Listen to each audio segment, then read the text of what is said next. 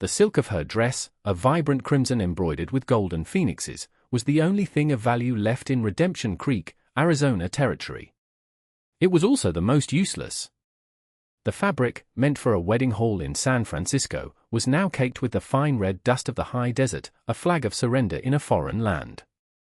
Her name was Mai, and she stood perfectly still beside the water trough outside the saloon as the stagecoach that had brought her and her father became a small, dark speck on the horizon. He had not looked back. He had sold her. First to a man she had never met, a supposed merchant in California, and now, for a bottle of whiskey and a handful of coins, he had sold her to the indifferent, baking heat of this town. He had told her to wait, that he was simply making arrangements. But Mai had seen the finality in the way he refused to meet her eyes, the shame that fought with the desperate thirst in his face.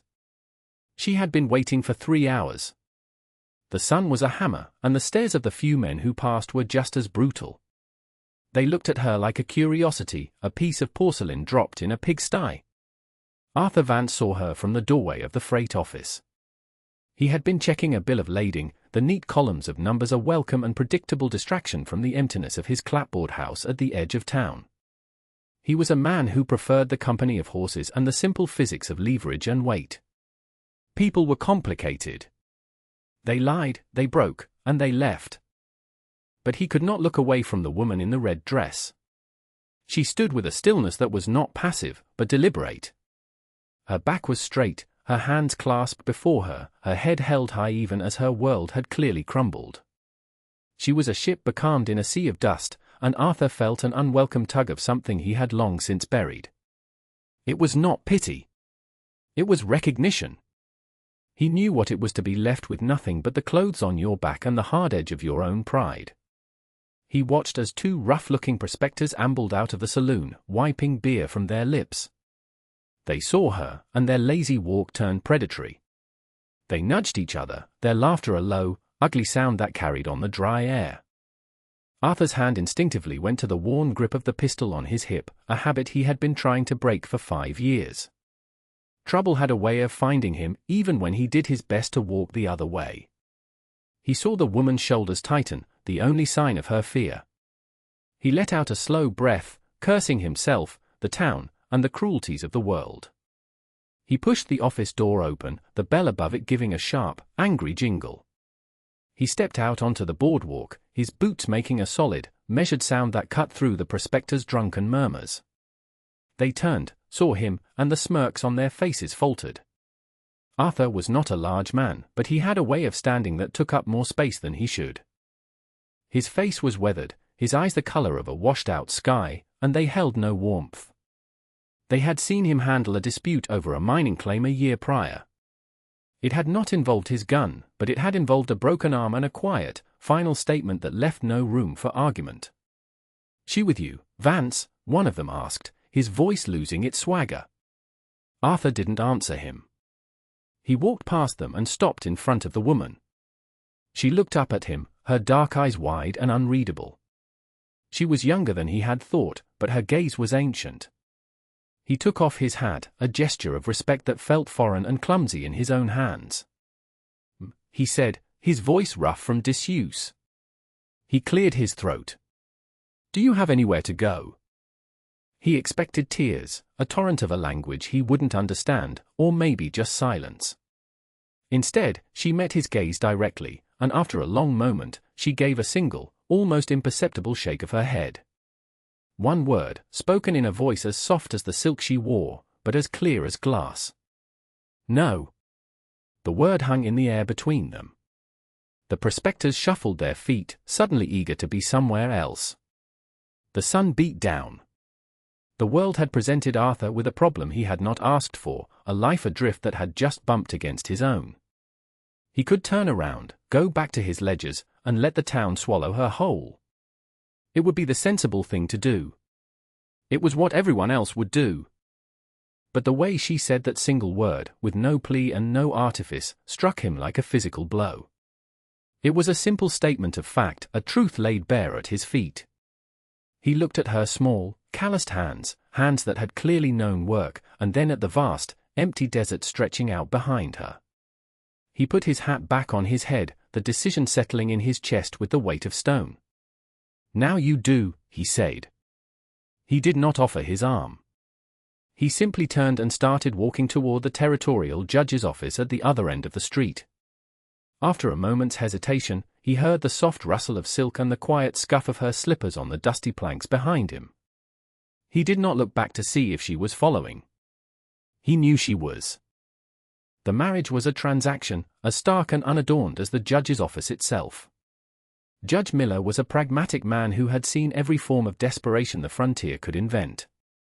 He looked from Arthur's grim face to the young Chinese woman's composed one, asked the necessary questions, and filled out the paperwork. Mai signed her name with a brush and a small ink block she produced from a hidden pocket in her sleeve. The characters were elegant and precise, a stark contrast to Arthur's own blocky scrawl. He paid the judge $2 silver. There were no rings, no vows beyond the legal necessities, no witnesses besides the dust motes dancing in the afternoon sun. They walked to his house in silence. It was a small, sturdy structure of clapboard and sod, set back from the main road with a corral and a small barn. It was clean, Spartan, and utterly devoid of any personal touch. It was a place to sleep and eat, not a home. He showed her the spare room. It was small, containing only a narrow bed and a wooden crate for a table. "This will be yours," he said, not looking at her. "The well is out back. Kitchen is there. I take my meals at sundown." He expected her to retreat into the room, to close the door on him and the strange new reality she found herself in.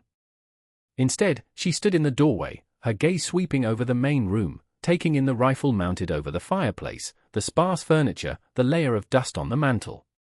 "You are Arthur Vance," she said. It was not a question. Her English was stilted but clear. "I am," he said, surprised she knew his name. "You move freight," she continued. "To the silver mines in the north." He just nodded, unsure what to say. "My father," she said, her voice steady, "told me you were an honest man. The only one in this town," he said, "who gave him a fair price for hauling his tools, before he drank the money away." Arthur stared at her. He vaguely remembered the man, a wiry, nervous fellow with a persistent cough. He had hauled a crate of mining equipment for him a month ago. He had not overcharged him. That was simply his way of doing business. He had never imagined such a small, forgotten act of decency would lead to this. It was a strange and unsettling thought. He had offered her a roof over her head to save her from the wolves.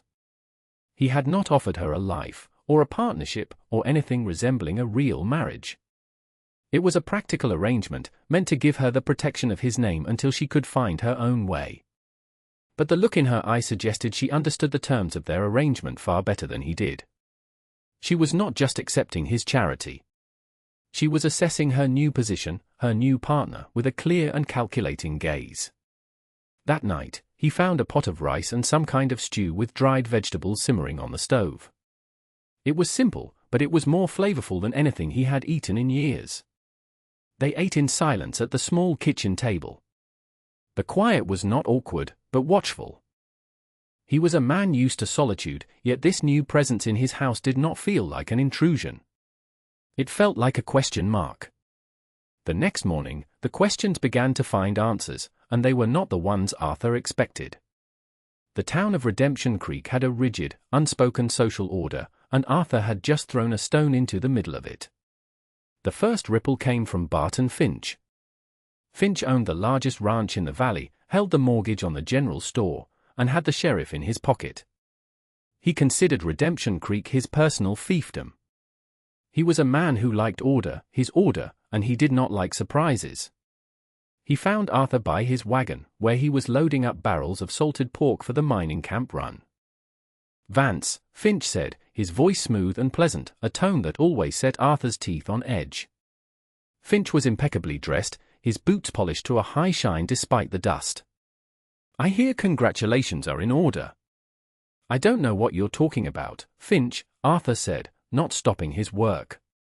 "A marriage," Finch said, stepping closer, blocking the path to the wagon. "A hasty one.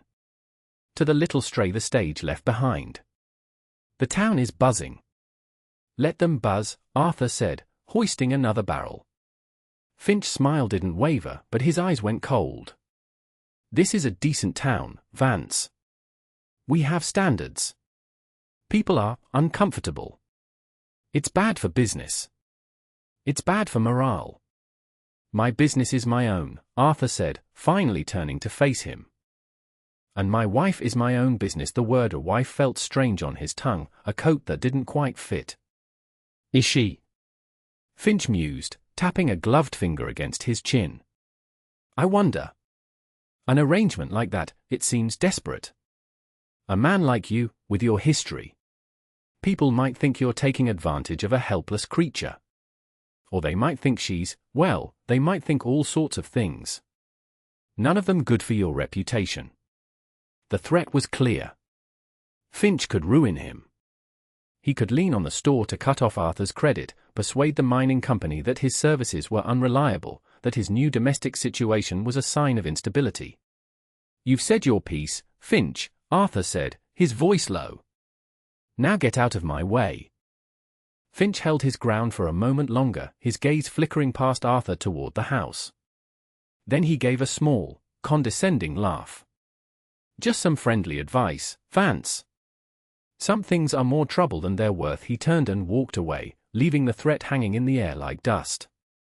Arthur finished loading the wagon, his movements stiff with anger. He had known there would be talk, but he hadn't anticipated such a direct challenge so soon. He had lived on the fringes of this town for years, a man tolerated but not accepted. He had been content with that. But now, he had brought someone else into that fringe with him. He went back to the house to get his canteen. Mai was at the kitchen table. Spread before her were his freight ledgers. He had left them in a messy pile, but she had stacked them neatly. She was running a finger down a column of figures in the most recent one. What are you doing? He asked, his tone sharper than he intended. She didn't flinch. She pointed to a line item. Mr. Abernathy, at the general store. He charged you for 3 barrels of flour. The delivery slip says you only took 2". Arthur frowned, taking the ledger from her. He squinted at the entry. He was good with logistics, with weight and distance, but the numbers sometimes swam before his eyes. He'd always just trusted Abernathy's accounting. He checked the delivery slip she had placed beside the book. She was right. Abernathy had overcharged him by the price of a full barrel. It wasn't a huge amount, but it wasn't nothing either. And here, she said, tapping another page. The freight charge for the mining company. They pay by the pound. The rate is correct, but the weight calculation is wrong. They have underpaid you by $4. He stared at the page, then at her. Her expression was serious, focused. In the space of an hour, she had gone through months of his business records and found errors he had completely missed. Errors that were costing him money. My father was a merchant, she said softly, as if in explanation. Before. I kept his books. Arthur sank into the chair opposite her. He looked at her hands, the ones he had thought were merely calloused from work. Now he saw them as something else, precise, capable. He had seen her as someone to be protected, a fragile piece of porcelain. He was beginning to realize she was more like tempered steel. The confrontation with Finch had been about her, but it had been a man's contest of wills. This, however, was different. This was her, quietly and efficiently, shoring up the foundations of his life, a life she was now a part of. She was not just taking shelter. She was earning her keep, and then some. The next day, Arthur went to the general store. He didn't make a scene. He simply showed the ledger and the delivery slip to a flustered Mr. Abernathy, who stammered an apology and corrected the bill. Abernathy was a decent man at heart, but he was a man who bent to the strongest wind, and lately, that wind had been Barton Finch. Arthur knew the mistake was no mistake at all. It was the beginning of Finch's squeeze. But as he was leaving, Arthur saw Mai across the street. She was walking toward the mercantile with a small basket. 2 women, wives of ranchers loyal to Finch, saw her coming. They deliberately stepped together, blocking the boardwalk, forcing Mai to either stop or step down into the dusty street. It was a small, petty act of public humiliation. Arthur's gut tightened. He started to move, to go to her, but he stopped. He watched as Mai paused, her eyes taking in the situation. She did not look angry or afraid. She simply stood for a moment, then gave the women a slight, formal bow. Then, with perfect grace, she stepped off the boardwalk, walked around them in the street, and stepped back up, continuing on her way without a single backward glance. She had refused to play their game. She had not let them humiliate her, because she had not accepted their premise that she was lesser than them. She had simply navigated the obstacle with an unassailable dignity that made the other women look small and cruel. He did not yet know that the deed in his pocket was not the only thing he was hiding from her. And he was beginning to suspect she had secrets of her own. The quiet competence she displayed was a shield, but he wondered what it was protecting. The real test came a week later. Arthur had a shipment of blasting powder for the mines, a dangerous but lucrative haul. It was a 2-day journey, and he decided to take the old canyon road. It was rougher, but it shaved half a day off the trip. He asked Mai if she wanted to come. He told himself it was because he didn't want to leave her alone in town, where Finch's influence was strongest. But the truth was, her quiet presence in the house had become a strange comfort, and the thought of 2 days of silence on the trail now felt like a loss. She agreed without hesitation. She packed a small bag with food, water, and a few things he couldn't identify, wrapped in cloth. They set out at dawn. The day was uneventful, the slow rhythm of the mules and the creak of the wagon a familiar song to Arthur. They spoke little, but he found himself pointing out landmarks, the hawk's nest on the high mesa, the place where a flash flood had washed out the trail 3 years before. She listened, her dark eyes taking everything in. They made camp as dusk settled in the canyon. The air grew cool quickly. After they ate, a comfortable silence settled between them. The stars in the high desert were brilliant, a spray of diamonds on black velvet. "Why did you do it?" she asked, her voice soft in the darkness. Arthur knew what she meant. "I told you. You had nowhere to go." "Other men would not have cared," she said. "They would have used me. Or ignored me. Why you?" He stared into the fire, the flames dancing in his eyes. He had not spoken of his past to anyone in 5 years. He had come to Redemption Creek to bury it. But looking at her, at this woman who had faced her own ruin with such courage, the old walls he had built around himself felt thin and brittle. "I was a soldier," he said, the words tasting like rust. "After the war. I was stationed out here. We were sent to clear a settlement of Paiute. They weren't hostile. They were just in the way of a new rail line. We were told they were dangerous.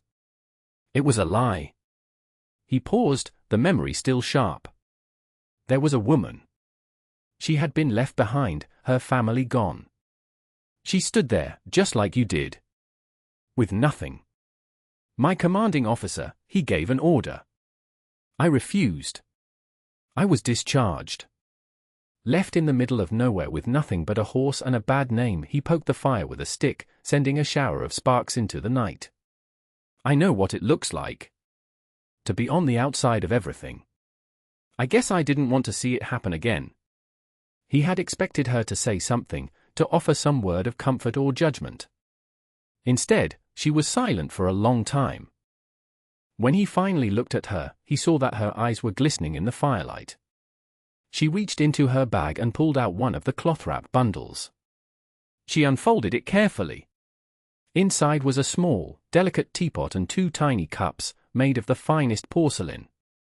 It was a piece of a world she had lost, a treasure she had managed to keep hidden. She said nothing. She simply filled the pot with water from her canteen, set it on the edge of the fire grate to warm, and prepared to make tea. It was an act of profound intimacy, a sharing of something precious in the heart of the wilderness.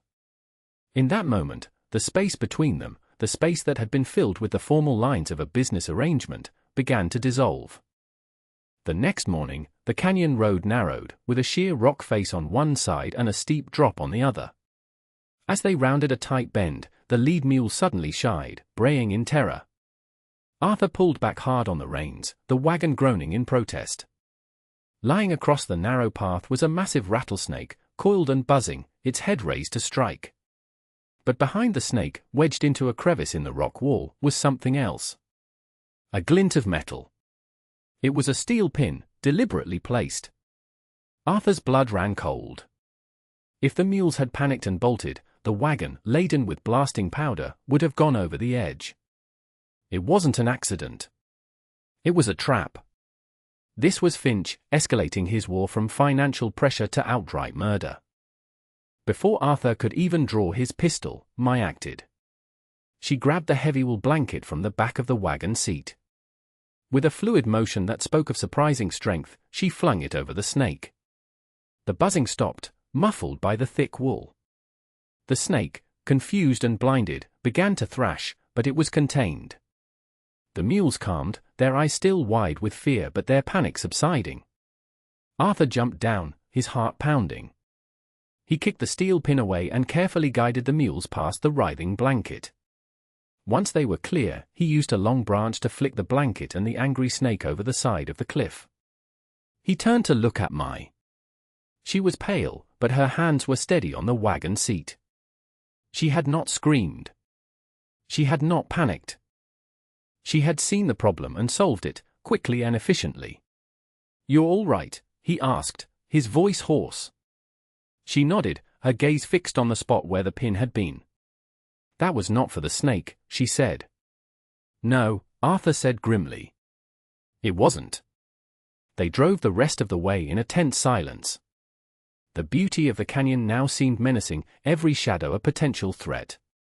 When they finally reached the mine, Arthur delivered the powder and collected his payment. He spoke briefly with the foreman, a man he trusted. He learned that Barton Finch had been there a week ago, making a big show of inquiring about the mine's freight needs, suggesting that Arthur Vance was becoming unreliable. The pieces were clicking into place. Finch didn't just want Arthur gone. He wanted Arthur's contract. He wanted to control the flow of supplies to the entire region. And he was willing to kill for it. That night, back in the small house that was slowly starting to feel like a home, the unspoken truth of their situation finally had to be faced. They were no longer just two strangers in a marriage of convenience. They were partners in a war they hadn't chosen. "He will try again," Mai said, her voice low as she washed the trail dust from the porcelain teapot. "I know," Arthur said. He was cleaning his rifle, the methodical motions a comfort. "I could take you to Prescott. Put you on a stagecoach to San Francisco. You'd be safe there." It was the honorable thing to offer. It was also the last thing he wanted. She stopped, her hand still in the water. She turned to face him, her eyes searching his. "You said I have a place to go. Is this not it?"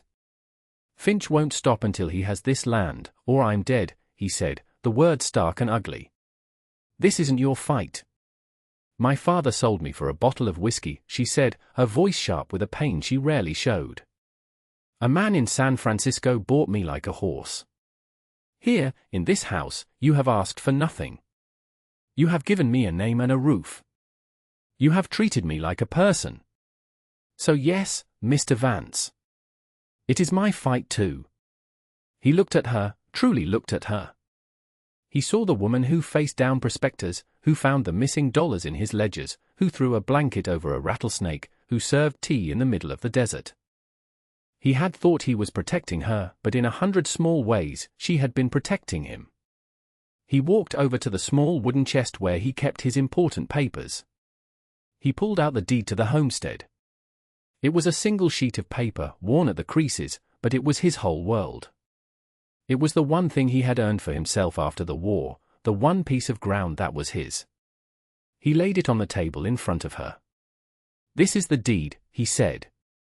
"It's in my name. If something happens to me, Finch will try to take it. He'll say you have no claim. As a widow, the law is on your side, but you'll have to be fast. You'll have to go to the territorial office in Prescott and file the claim immediately. He pushed the paper toward her. It was the most honest thing he could offer her, a future, even if it was one without him. She looked at the deed, then back at him. She reached out and placed her hand over his on the table. Her touch was light, but it sent a jolt through him. "Nothing will happen to you," she said, her voice full of a certainty he did not feel. "Because we will not let it." 3 months later, the autumn air had a crisp edge to it, and the cottonwoods along the creek were turning a brilliant gold. The house was changed. There were curtains in the windows, sewn from old flour sacks but clean and neat. A small, thriving garden grew in a patch of earth Mai had tilled herself, producing squash and beans that would see them through the winter. Arthur had secured a new contract, a larger one, hauling silver ore from the mine directly to the railroad spur 40 miles south. Mai's sharp mind for numbers had helped him draft a proposal that was both profitable for him and cheaper for the mining company than Finch's offer had been. They were building something, together. The war with Barton Finch had not ended in a blaze of gunfire. It had ended with a quiet visit from a U.S. Marshal. The railroad had its own investigators, and when a second attempt was made to sabotage a freight shipment, this time one of their own they had hired Arthur to carry, they had sent for the law. The marshal, acting on a tip from the mine foreman and evidence Arthur provided, discovered that Finch had been systematically cheating the railroad on land grants for years, using fraudulent claims and intimidation. His entire empire was a house of cards. Finch was gone, his ranch in the hands of federal receivers. The wind of power in Redemption Creek had shifted. People who had once snubbed Mai now nodded to her in the street. Mr. Abernathy was suddenly offering them generous credit at the store. Arthur rode in from the freight yard one evening, tired but satisfied. He saw Mai in her garden, wearing a simple dress of blue calico, her back to him as she staked up a late-blooming tomato plant. The crimson silk dress was packed away in a trunk, a relic from another life. He dismounted and walked toward her. He had a piece of paper in his hand, a new one, fresh from the territorial office in Prescott. He held it out to her. She wiped her hands on her apron and took it. It was a homestead deed. But this one was different. At the top, in the clerk's neatest script, were 2 names, Arthur Vance and Mai Vance. She looked up at him, her eyes shining, a small smile playing on her lips. She didn't need to say anything. He saw it all in her face, the long road she had traveled from the water trough to this small patch of earth that was now, finally, hers. "It seems," he said, his voice a little rough, "that you have a place to go after all." She folded the deed carefully and tucked it into her apron pocket, her hand resting over it. "Yes," she said, her gaze holding his. "We do. And that brings us to the end of this one. If you stayed with me all the way through, thank you. Stories like this one only get told because folks like you sit down and listen. If you liked what you heard, go ahead and hit that like button. And if you want more stories from the old frontier, subscribe so you don't miss the next one. Until then, take care of yourself, and thanks again for being here.